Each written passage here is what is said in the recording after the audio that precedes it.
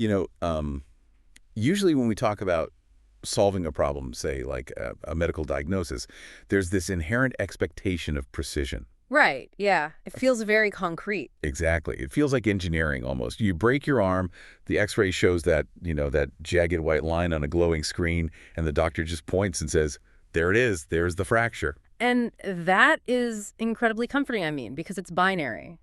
The bone is broken or it's not. Right. We're basically conditioned from birth to look for problems that announce themselves with these highly visible, brightly lit boundaries. But then you step into the world of genuine knowledge creation, Yeah. right? You try to figure out what we actually don't know yet. Which is a whole different ballgame. Totally. Yeah. Whether that's in like a corporate strategy meeting, some community project, or an academic lab, suddenly that x-ray machine is just broken. Yeah, you're flying blind.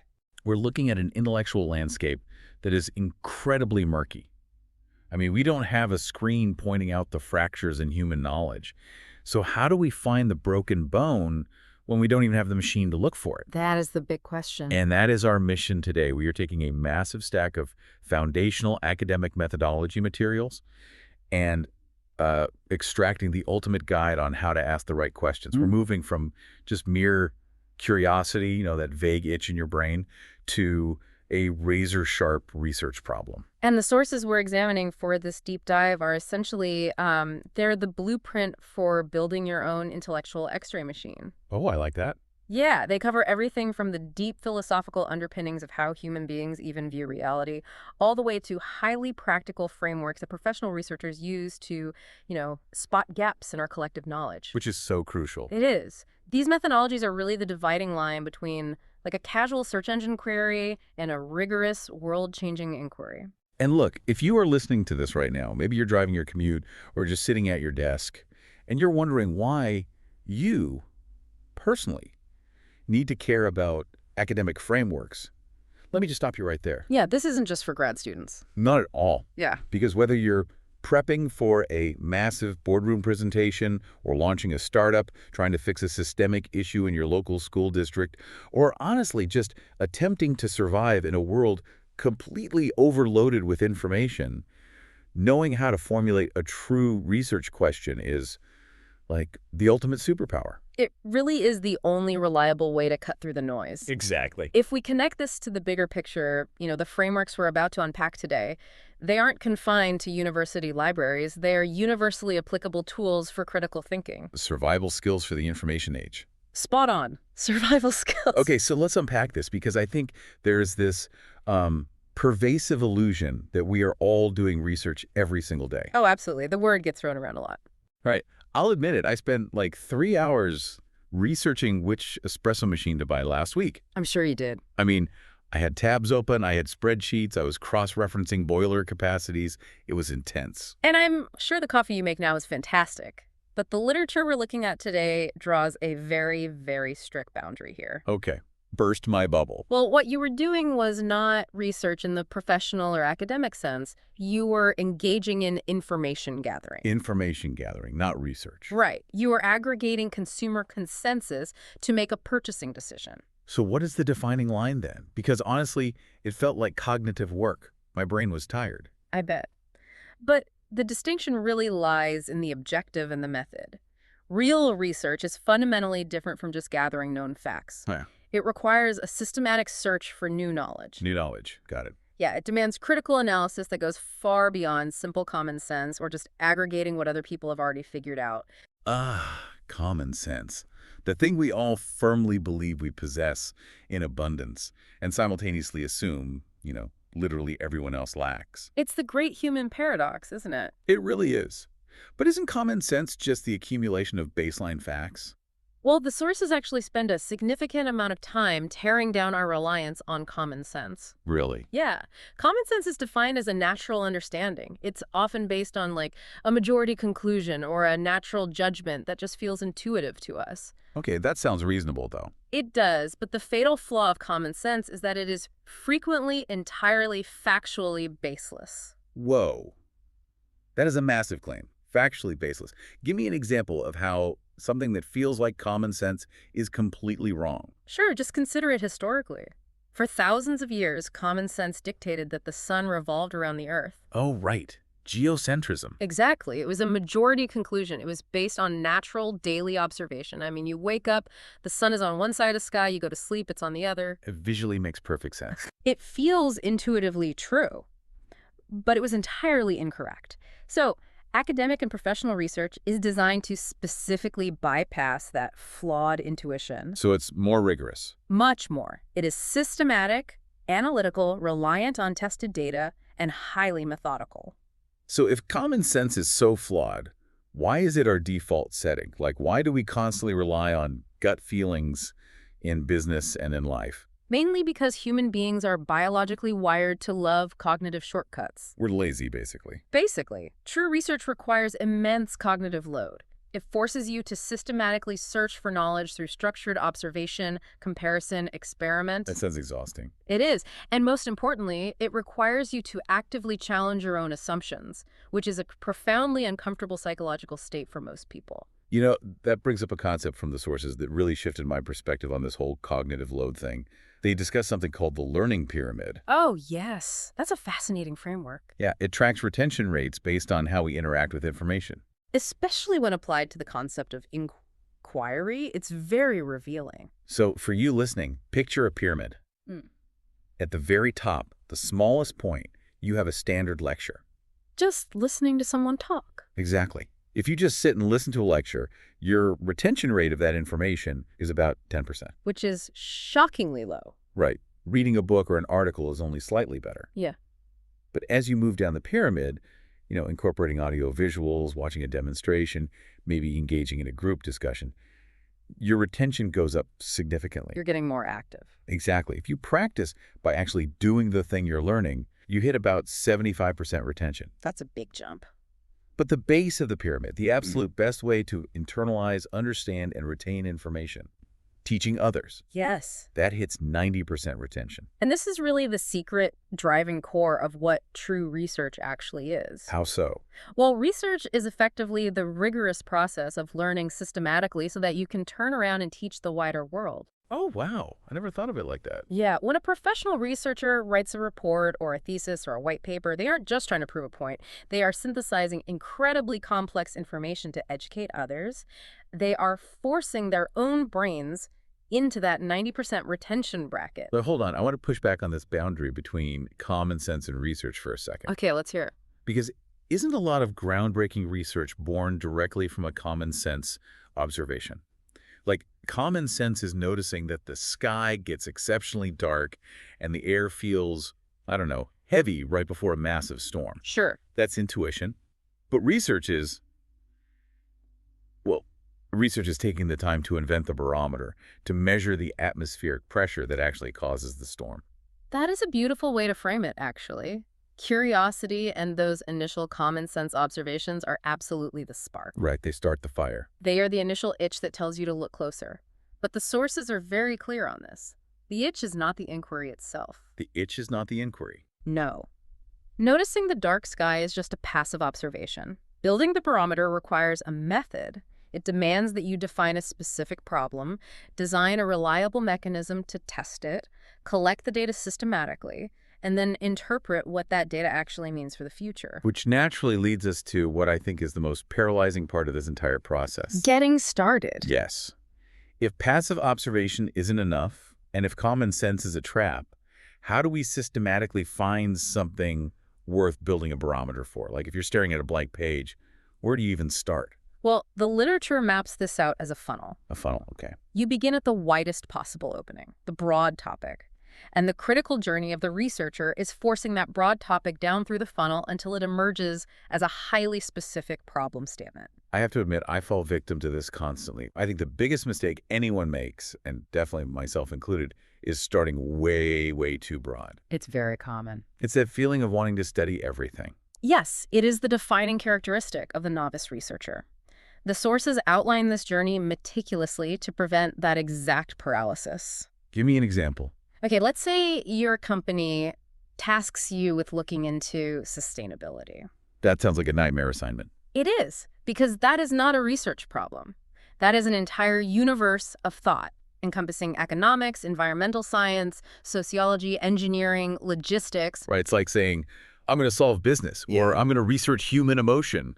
Like, where do you even begin to gather data on that? You can't. You simply can't. So the methodology provides very specific, hard criteria for choosing a topic that can actually survive the funnel. What are the criteria? Obviously, it must be interesting, but it must also be original, relevant, viable, realistic, and accessible. Let's focus on those last three for a second. Viable, realistic, and accessible. Because I think people get so blinded by originality that they completely forget the practical constraints. Precisely. You have to ruthlessly assess your resources. Yeah. Do you have the time to study this? Do you have the financial budget? Do you have access to the data? That's a big one. Huge. If you want to study the internal communication habits of Fortune 500 CEOs, but you don't actually know any CEOs and cannot get them to answer a survey, your topic is not accessible. No matter how original it is. Exactly. It's a dead end. The sources also put a massive emphasis on personal inclination. Why is the researcher's personal motivation considered like a structural requirement and not just a nice bonus? Because true research is, frankly, a grueling endeavor. Fair enough. If you are going to survive the cognitive load we talked about earlier, you need intrinsic motivation. Because if you don't actually care deeply about the topic, you're going to completely burn out when you're staring at a spreadsheet of corrupted data at, 2 a.m. on a Tuesday. Exactly that. The personal inclination is the fuel that sustains the rigor. So you take your broad topic, you ensure it is viable and fueled by personal interest, and then you have to forge it into a problem statement. Okay, we definitely need to clarify this term. Let's do it. Because in the corporate world, a problem statement is usually just a complaint wrapped up in a sleek PowerPoint slide. Oh, absolutely. It's usually something super vague like, sales are down in Q3. Yeah, and the academic standard is much higher than that. In a rigorous research context, a problem statement is a clear, precise, and brief articulation of the specific issue that needs to be examined. Not just a complaint. No. It doesn't just outline the negative points of a current situation. It explicitly explains why resolving this issue matters. It must answer the what, why, where, when, and how. It's the ultimate so what factor. Exactly. If you present a problem to your peers or your academic advisor or your board of directors and their immediate internal response is, so what? You do not have a strong problem statement. That is such a good litmus test. The sources introduce a crucial concept here called problematization. Yes, I love this part. This is where you actively challenge and scrutinize the assumptions that support your own theoretical positions. You're turning the critical lens on yourself. Right, it's almost like playing devil's advocate with your own brain. It is a deliberate method of constructing research questions by attacking what you think you already know. Let's extrapolate this to a real-world business scenario. Please do. Think about how many corporate initiatives fail. I mean, millions of dollars completely vaporized because they started with a broad, vague topic instead of a clearly defined problem statement that underwent rigorous problematization. Oh, I am immediately thinking of almost every failed technology rollout I've ever witnessed. I'm sure you have a few in mind. So many. The board usually starts with a broad topic like, we need to integrate AI into our workflow. Yep. But that is a topic, not a problem statement. And because it lacks boundaries, the implementation becomes chaotic and completely aimless. Exactly. A rigorous problem statement for that scenario should have been, let's say, our customer service resolution times currently average 48 hours, leading to a 20% customer churn rate in the third quarter. Okay, now we're getting somewhere. We need to understand how automated triage systems can reduce that response time without degrading our customer satisfaction scores. Notice the difference there. That second version gives you strict boundaries. It gives you variables you can actually measure. Resolution time, churn rate, satisfaction scores. It defines success. It defines exactly what success looks like. But there's a massive trap here, isn't there? What happens when people pick a hot topic just because it's dominating the news cycle? Oh, the bandwagon effect. Right. Like everyone clamoring to research blockchain 5 years ago, or literally everyone pivoting to generative AI today. The literature issues a stern warning against this. A topic might be incredibly timely and socially urgent, but if it does not align with your specific competence or your available resources, or if there isn't an adequate foundation of prior literature to support your study, it is a trap. You're setting yourself up for failure. You will be building a house with no foundation. You know, it reminds me of picking a travel destination. How so? Well, you can't just tell your travel agent, I'm going to Europe. That is way too broad. Right. But you also shouldn't just say, I'm going to Ibiza because literally everyone on my social media feed is going to Ibiza right now. Because it's the hot topic. Exactly. If you actually hate loud music, crowded spaces, and expensive clubs, you are going to be miserable. That's the personal inclination piece. Yes. You have to know your budget, your time frame, your personal inclinations, and exactly what you want to achieve. So how would you rephrase that travel plan into a viable problem statement based on our framework? A much better plan is I am going to Rome for 5 days with a strict budget of $2,000 to study the architectural transition of ancient aqueducts, because I am a civil engineering student and I need to submit a thesis on historical water management. That is a highly viable, specific, and resourced plan. It passes all the criteria perfectly. It survived the funnel. It did.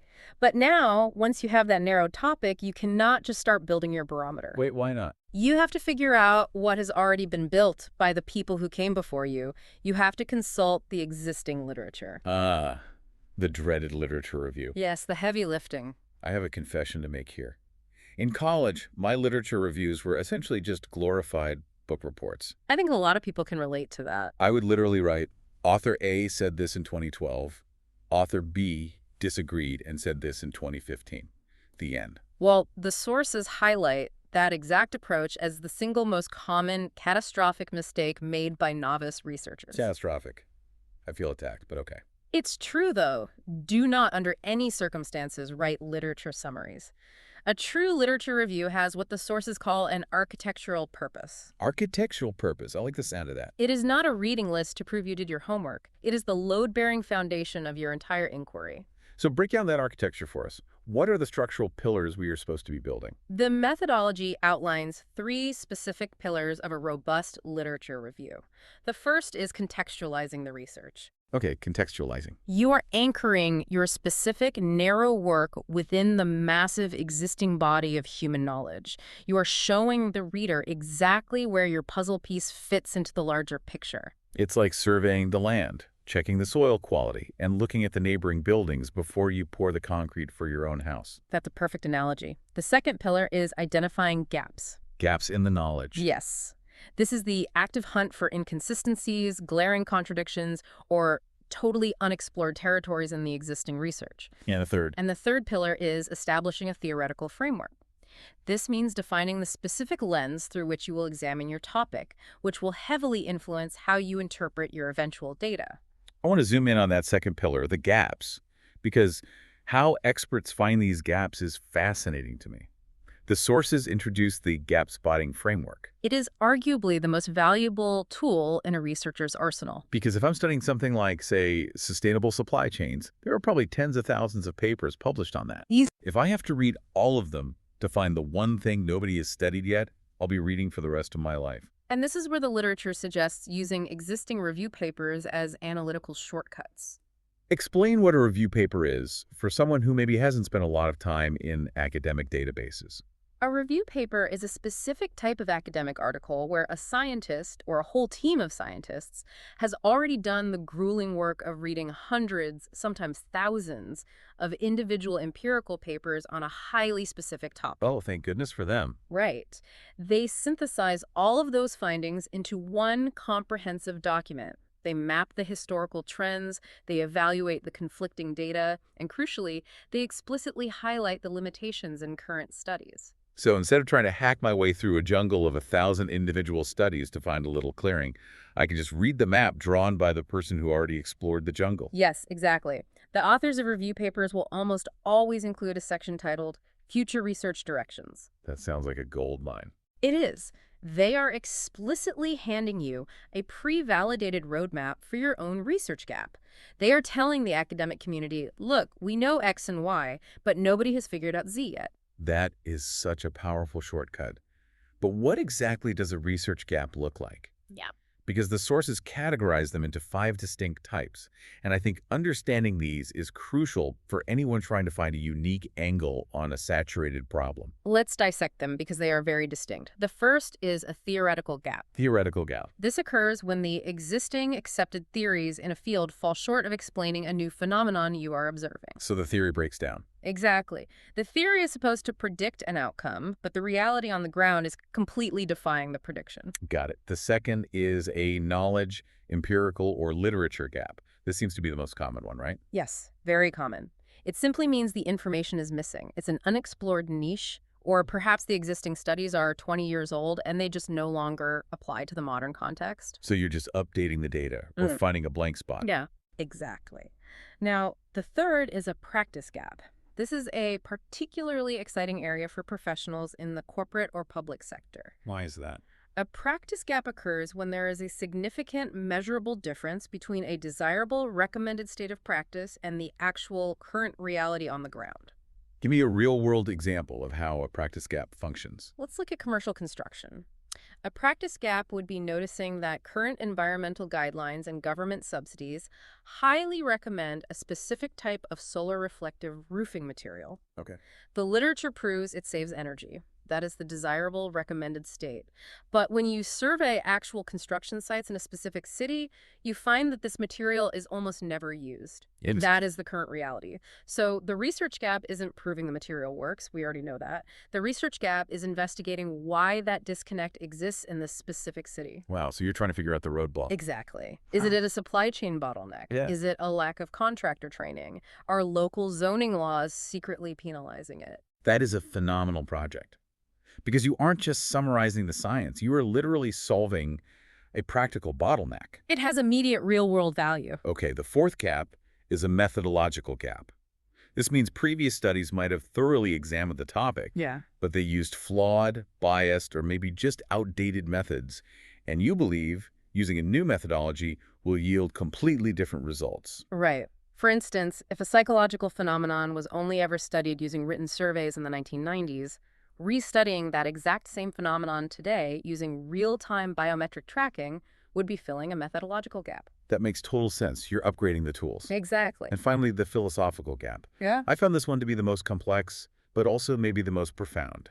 It connects directly to the philosophical foundations of how we define reality, which the sources touch upon early on.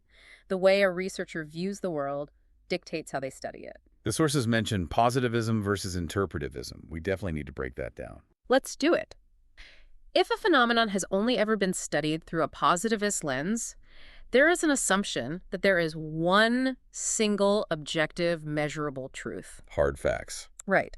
Positivists rely almost exclusively on quantitative statistics. They want hard numbers, large sample sizes, and universal laws. So positivism is looking at a massive spreadsheet of employee turnover rates across a global corporation. It's just numbers. Like X% of people leave after 2 years. Precisely. Now, if the entire body of literature on that topic is positivist, you have a philosophical gap. Because it's only been looked at one way. Exactly. Yeah. You could study the exact same phenomenon of employee turnover through an interpretivist lens. And what does that mean? Interpretivism assumes that reality is subjective and constructed by human experiences. An interpretivist uses qualitative methods. So instead of looking at the spreadsheet, the interpretivist sits down in a room with 10 employees who recently quit and spends 3 hours asking them how they felt about the company culture, the lighting in the office, the tone of their manager's emails. Yes.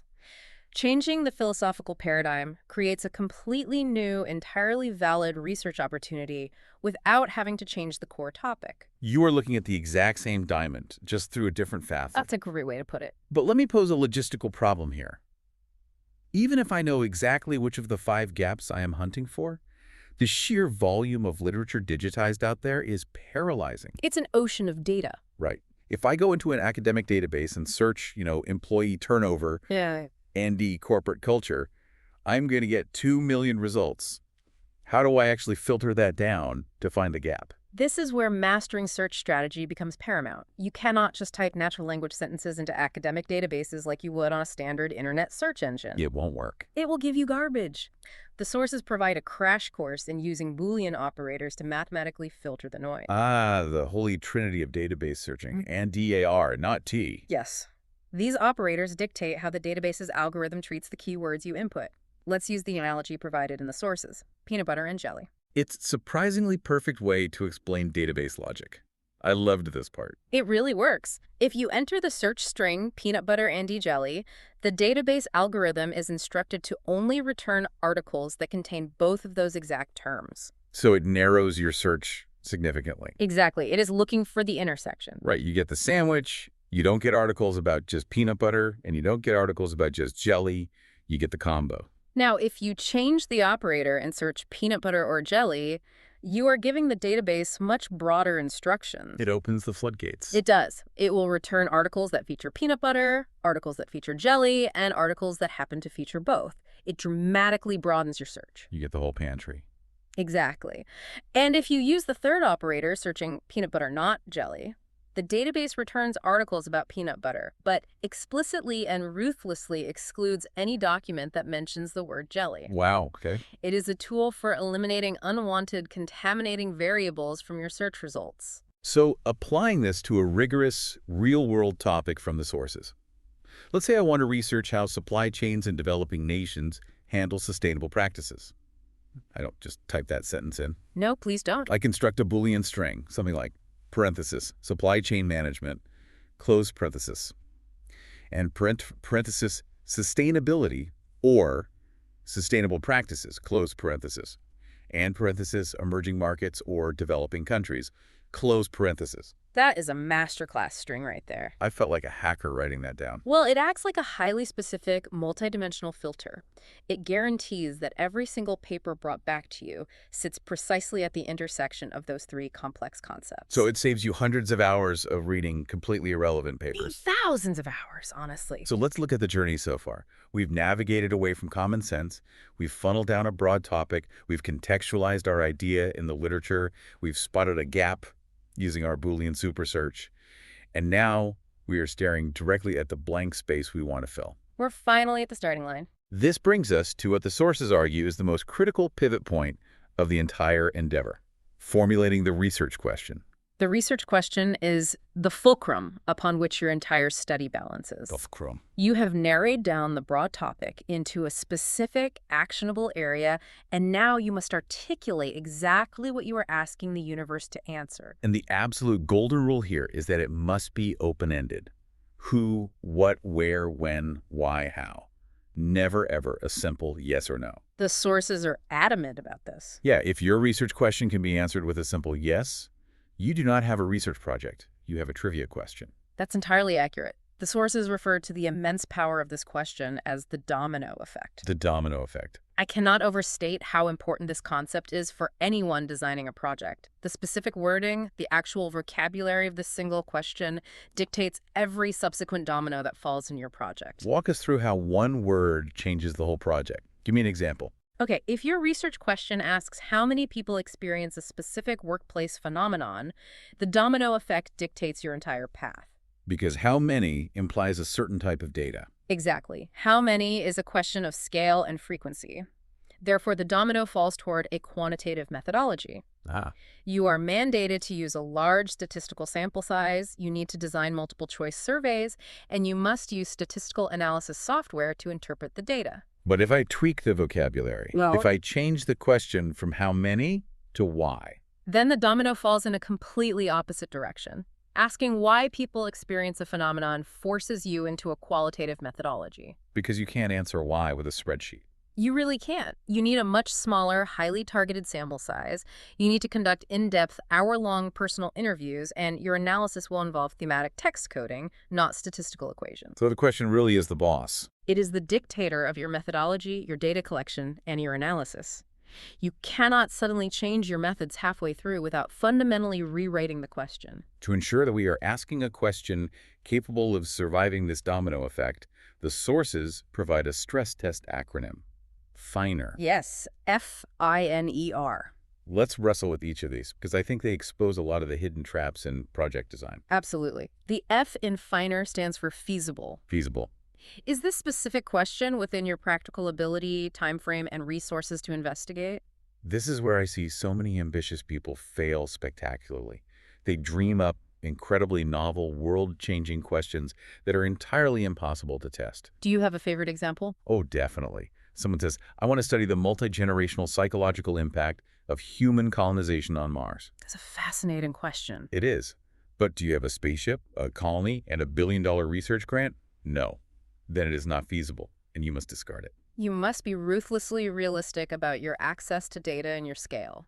Okay, next is I for interesting. Which goes back to personal inclination. It must motivate you, but it also has to be interesting to your specific community or industry. Right. The N stands for novel. Your question has to bring new insights, new data, or a new perspective to the field. It cannot simply be a carbon copy of a study published last year. Unless, I guess, you're deliberately attempting to replicate their findings to test for a methodological gap. Exactly, that would be the one exception. The E is ethical. And this feels increasingly complicated in the digital age. It is non-negotiable. Historically, review boards were established because researchers repeatedly violated human rights in the name of inquiry. Yeah, some dark history there. Very dark. Today, ethical considerations govern everything from how you secure informed consent, to how you protect the anonymity of your participants, to how you handle sensitive data. Yeah, you can't just scrape the private medical data of 1,000 people from a forum or run covert psychological stress tests on your employees just to see how it impacts productivity. Ethics boards exist to protect the subjects from the ambition of the researcher. And finally, the R is relevant. Does answering this question actually matter? Will it impact the scientific community, influence public policy, or improve a business practice? It must possess that "so what" factor we established during the problem statement phase. Finer. Feasible, interesting, novel, ethical, relevant. If your question can survive that gauntlet, you are in phenomenal shape. You are. But the methodology then makes a very nuanced distinction between aims and objectives. I will be honest, I have always used those words completely interchangeably in meetings. In casual conversation, they are synonyms. Most people use them that way. But not in research. No, in research methodology, conflating them will destroy your project's structure. The aim is the overarching intention of the research. It is the ultimate destination. The sources use a great, highly visual analogy here. Getting to Kandy, which is a major city in Sri Lanka, by Sunday at 8:30 p.m. Exactly. Reaching Kandy by that specific time is the aim. It is the single overarching goal. And the objectives. The objectives, on the other hand, are the 3 to 5 highly specific, actionable steps or smaller scale questions you must address in sequential order to actually reach that aim. So if the aim is getting to Kandy, objective 1 is research and verify the train schedules. Yes. Objective 2, secure the funds and purchase a ticket. Objective 3, pack appropriate clothing in a bag. Objective 4, secure transportation to the departing station by 6:00 p.m. Notice how the objectives are tactical tasks. The logic of the framework is that if you successfully complete all of the granular objectives, you will inherently and inevitably achieve the overall aim. It forces you to stay on track. This rigid structure is what keeps a researcher from wandering off course and getting lost in the weeds of their data during a year-long project. But I love how the sources also emphasize that despite this rigid structure, the process is incredibly dynamic. They explicitly state that a research question isn't something you carve into a stone tablet on day 1 and worship forever. No, it is a living thing. It's iterative. It is a deeply iterative process. You might formulate a beautiful question, begin your literature review, and suddenly realize your question fails the feasibility test because the data is proprietary. Oh, that would be frustrating. Or you might discover that a team in Germany just published a paper answering your exact novel question last month. The absolute worst nightmare. When that happens, you don't quit. You tweak the variables. You refine the question based on the new reality. Okay, so let's assume we have our beautifully refined, finer approved research question. We have our overarching aim and our tactical objectives. Now we have to actually execute the study. Now comes the reality check. And this is where we have to confront the modern tools of the researcher and the massive hidden pitfalls waiting for anyone who tries to take a shortcut. The sources are highly explicit about the common, catastrophic mistakes made by new researchers. We've discussed a few already, like failing to clearly define the problem, or writing summary book reports instead of critical literature reviews. But perhaps the most fatal mistake, the one that ruins the entire endeavor, is poorly designed data collection. But if you collect messy data, can't you just clean it up on the back end? Like, can't you just massage the numbers or use better analysis software to find the trend? Absolutely not. There is an immovable law in empirical research. Data analysis cannot fix bad data. Wow. It just can't. If your survey questions were subtly biased to lead the respondent, or if your sample group was compromised, or if your instruments were miscalibrated, no amount of statistical wizardry, complex algorithms, or advanced software can make those findings scientifically valid. You're just doing math on a lie. You have built an incredibly elaborate house on a foundation of sand, and it will collapse under peer review. Which brings us to the most disruptive force in knowledge work today. I knew we were heading here. If the golden rule is that analysis cannot fix bad data, how does that apply to artificial intelligence? Because right now, millions of people are feeding massive, unverified amounts of data into large language models and expecting pristine, genius-level analysis in return. It's a huge problem. How does AI fit into this rigorous, methodical framework? The sources establish a very strict, highly consequential boundary regarding the use of AI in literature reviews and research formulation. What's the rule?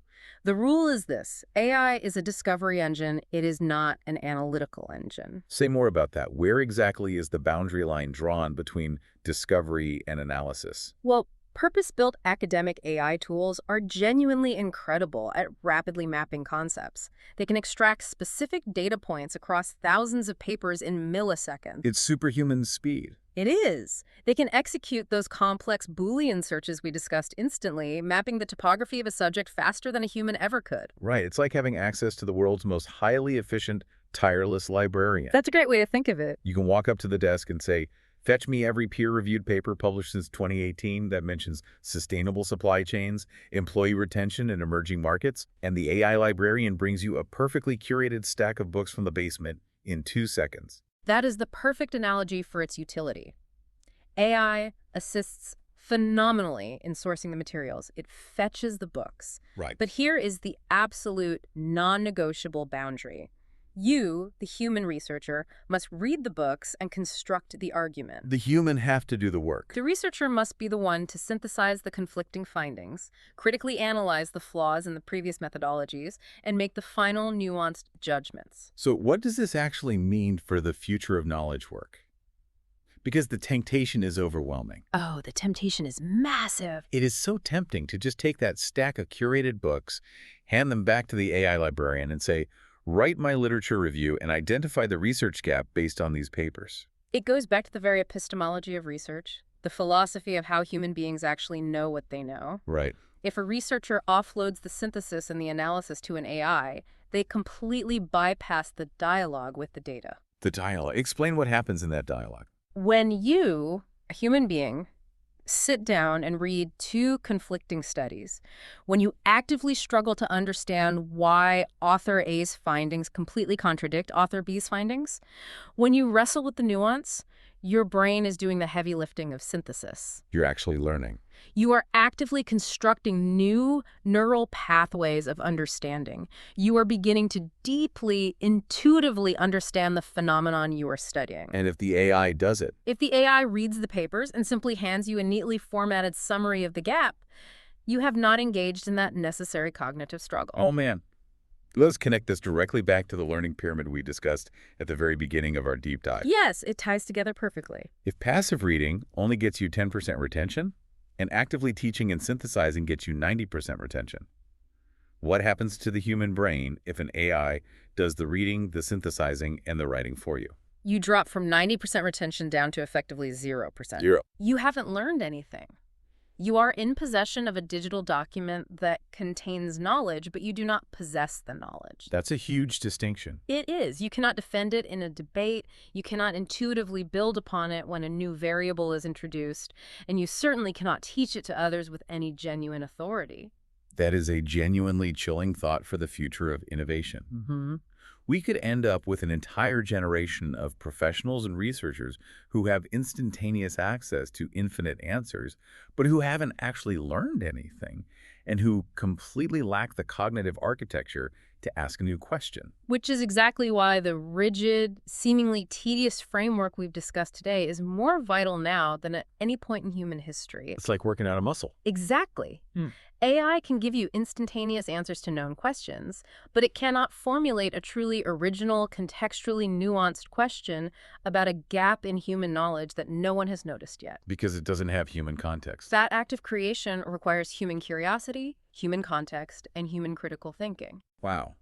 Okay, let's synthesize our own journey today. Let's do it. We started by navigating the murky waters of human curiosity, shattering the illusion that common sense and gut feelings are enough to solve complex, systemic problems. Right. Common sense is a trap. We learned that true research is a systematic, sometimes agonizing process of moving from a vaguely interesting broad topic down through a funnel, challenging our own deeply held assumptions through problematization until we forge a specific problem statement. And then we explored the structural, architectural necessity of a proper literature review. Not a book report. Not a book report. It is an active hunt. We are comparing, contrasting, and actively using review papers to gap spot, searching for theoretical, empirical, practical, methodological, or philosophical blank spaces in the map. We weaponized Boolean operators to cut through the digital noise of millions of papers, and we discovered the profound domino effect of the research question itself. How asking why instead of how many dictates the entire future of a project. The question is the dictator. We learned to stress test our questions, using the finer criteria to guarantee they are feasible, ethical, and relevant. And we broke our massive, overarching aims down into tactical, achievable objectives. And finally, we established the boundaries of our modern tools. We must embrace AI for rapid discovery and mapping, but we must fiercely, jealously guard the human cognitive struggle of analysis and synthesis, because that struggle is the only way true learning occurs. And as we wrap up this deep dive, I want to remind you, the listener, why we did this. This isn't just an exercise for academics writing dissertations in ivy-covered buildings. Not at all. If you are trying to solve a problem in your life, whether you are launching a new consumer product, trying to improve efficiency in your department, or analyzing a volatile financial market, you need to understand the fundamental difference between a broad topic and a precise, answerable question. Because a bad question guarantees a useless answer, no matter how much data you collect. Knowledge is only truly valuable when it is deeply understood and applied systematically. The frameworks we unpack today are the timeless tools for that systematic application. Well said. Which leaves us with a final thought to mull over. We opened today by talking about the comforting, binary precision of an X-ray machine diagnosing a broken arm, and the frightening murkiness of diagnosing a gap in human knowledge. The broken X-ray machine. In a world currently overflowing with instant answers generated by search engines and language models, the X-rays are everywhere. The answers are cheap. They are commodity. That's a profound way to look at it. Perhaps the most valuable, the rarest skill we can cultivate in the future isn't finding the answers anymore. It is possessing the rigor, the patience, and the intellectual framework to ask a truly original question. So look at your own work this week. Are you just asking questions that summarize what your industry already knows? Or are you actively gap spotting in your own life, building a barometer for the storms that no one else even sees coming? A vital, necessary question to ask ourselves. Thanks for diving deep with us. We'll see you next time.